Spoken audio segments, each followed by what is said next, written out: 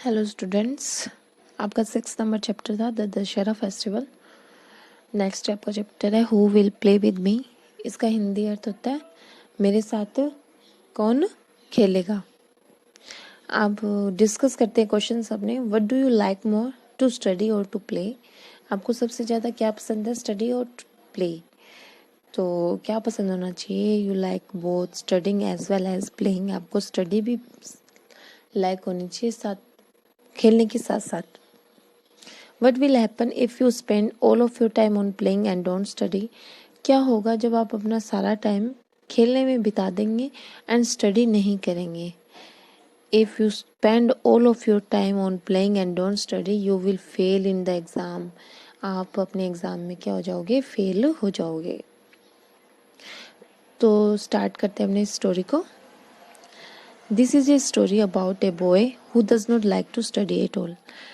यह स्टोरी किसके बारे में? अबाउट यानी बारे में है, एक लड़के के बारे में है।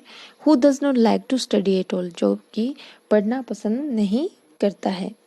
वन डे, एक दिन, ही मीट्स, वह मिलता है, सम क्रिएचर्स यानी कुछ जीवों से, एंड देन ही चेंजेस, और वह बदल जाता है। Why does he change himself, उसने अपने आप को क्यों बदला?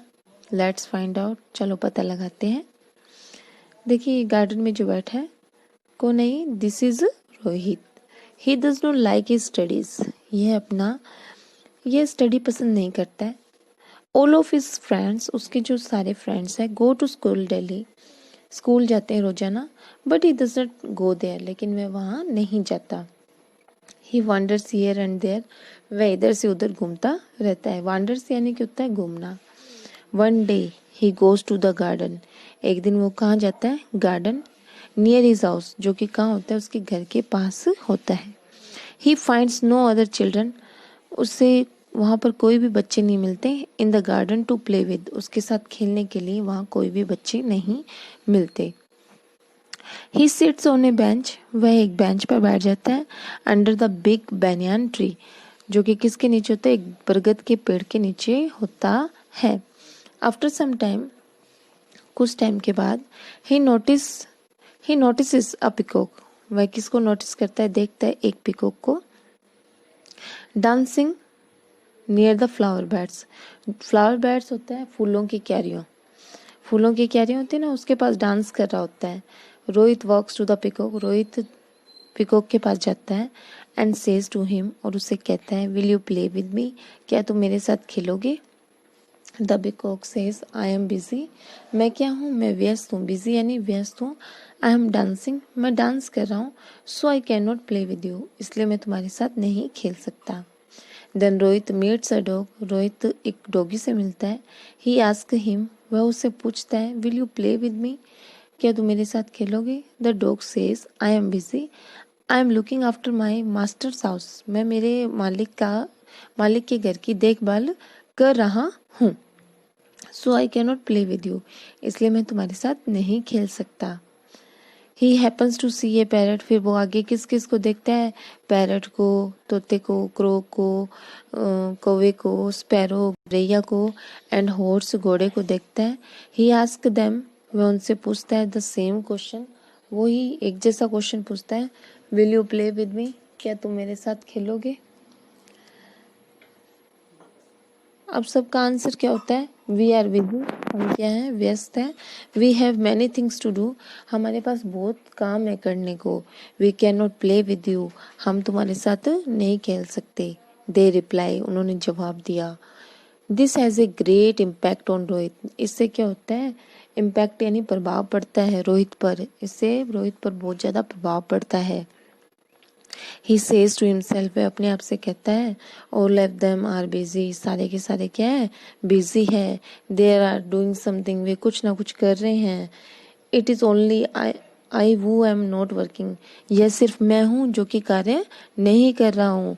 Now I will also do my work, इसलिए मैं क्या करूँगा? मैं भी मेरा कार्य करूँगा। I keep my self busy, और मैं अपने आप को बिजी रखूँगा। I will give up my laziness, मैं मेरे आलस्य को त्याग दूंगा। गिव अप यानी क्या होता है? त्याग देना।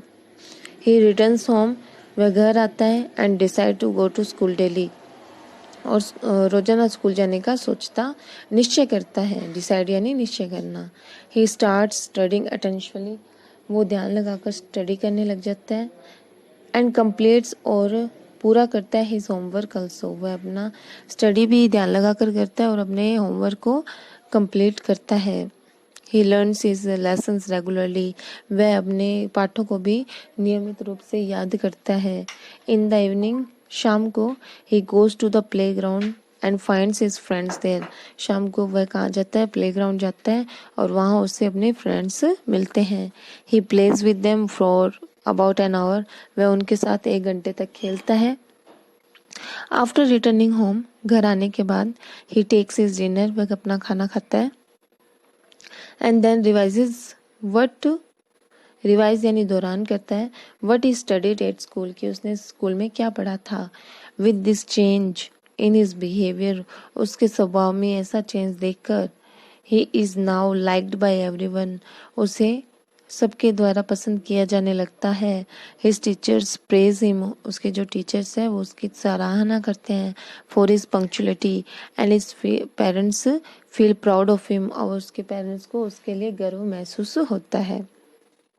तो स्टूडेंट्स, ये थी रोहित की कहानी, जो कि फ्री बैठा रहता है, लेजी लेजी होता है थोड़ा, और उसको एक लेसन सीखने को मिलता है क्रिएचर से, जीवों से, जो कि अपनी लाइफ में बिजी होते हैं, फिर ये भी उनको देख के अपनी लाइफ में बिजी हो जाता है।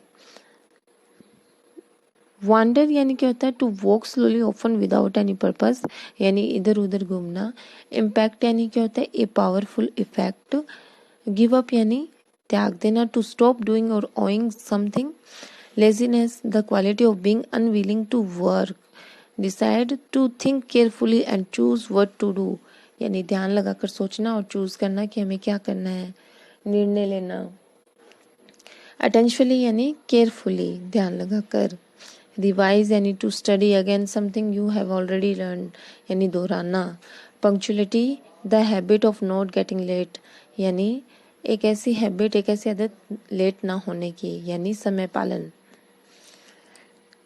We should give up laziness, क्या हमें लेजीनेस को छोड़ देना चाहिए? यस, ट्रू लाइन क्या? True. The peacock, the peacock is free to play with boy, क्या पिकॉक उसके साथ खेलने के लिए फ्री था? नो, तो ये क्या है? False. Rohit plays with his friends in the morning, Rohit अपने फ्रेंड्स के साथ मॉर्निंग में खेलता था? नो, वो इवनिंग में खेलता था। There are many children in the garden, garden में बहुत सारे चिल्ड्रन थे? नो, तो फोर्थ में भी क्या आ जाएगा? False.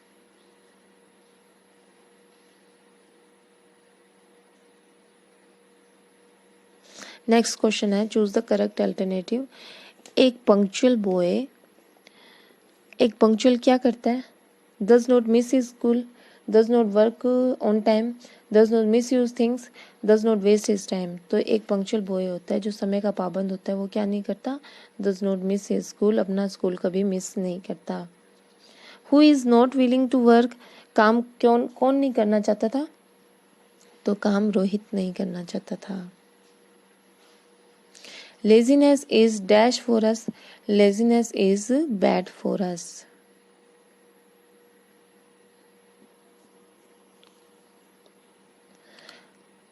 Why did Rohit finds no friends in the garden to play with? तो हम क्या लिखेंगे यहाँ से? फाइंड की जगह आप क्या लिखोगे? Found. Rohit found no friends in the garden to play with because, इसके बाद क्या लिखेंगे? पहले क्वेश्चन तो लिखना है, उसके बाद बिकॉज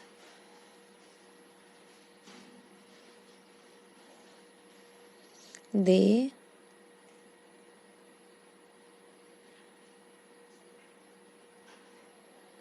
गोन टू स्कूल, क्योंकि वे सारे स्कूल चले गए थे। Okay. Why did the birds and animals in the garden not play with Rohit, यानी the birds and animals in the garden क्यों नहीं खेल रहे थे? तो इसका भी ऐसे लिखेंगे हम, the birds and animals in the garden not play with Rohit because, इसके बाद क्या लिखेंगे आप आंसर में? Because they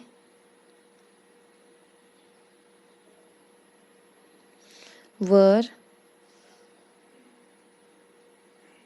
busy in their works.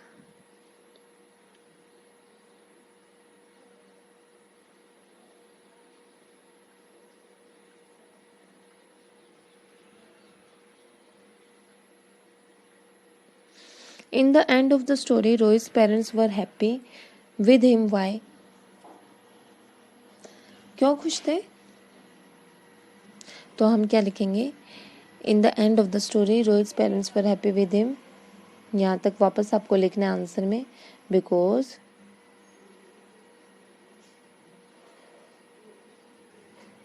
he started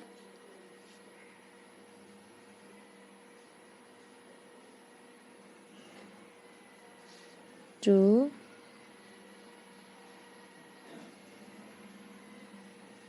going, he started to मत लिखना, going के बाद to school daily.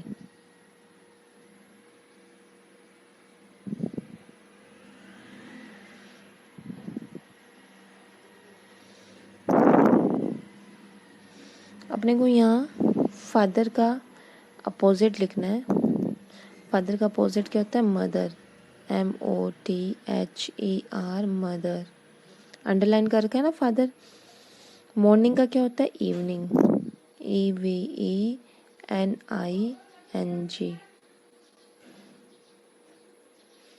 गो का कम, COME, कम।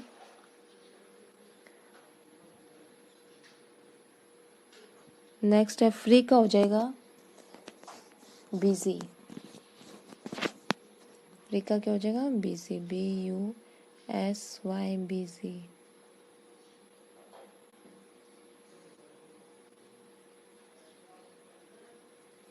अब इनको समझेंगे अपने। I go to play in the evening, affirmative. I do not go to play with daily, negative. He learns his lessons, ये भी कौन सा सेंटेंस है? Affirmative.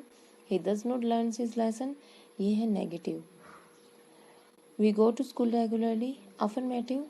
We do not go to. Students अपने इनको चेंज करेंगे नेगेटिव में। तो the boy meets a dog, तो हम क्या लिखेंगे? द बॉय, बॉय के तुरंत बाद हमें क्या करना है? Does not meet a dog, does not meet a dog, ये नेगेटिव में बन गया है। नेक्स्ट देख लीजिए। We play in the evening every day, तो हम वी के तुरंत बाद क्या लगाएंगे? We do not play in the evening every day, every day.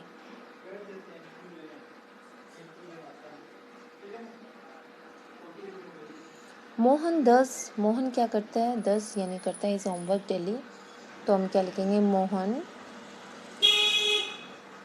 Does not do his home work daily. Okay, Mohan रोजाना अपना वर्क नहीं करता है। ये तो हो गए अपने नेगेटिव में चेंज करने वाले।